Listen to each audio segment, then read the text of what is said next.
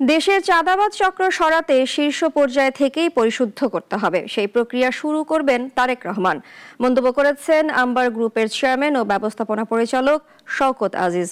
শুক্রবার রাতে নোয়াখালীর বেগমগঞ্জে সাংবাদিকদের সঙ্গে মতবিনিময় সভায় এসব কথা বলেন তিনি। বেগমগঞ্জ ভীষণভাবে অবহেলিত উল্লেখ করে শওকত আজিজ বলেন, বিশৃঙ্খলা থেকে মুক্তি চায় এখানকার মানুষ।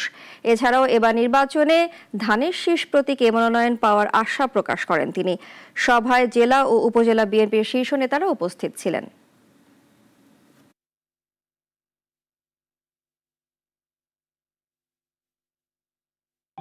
আর আগামী দিনের বিএনপি বলেন বা যে দলই বলেন, আগের মতো হবে বলে আমি মনে করি না।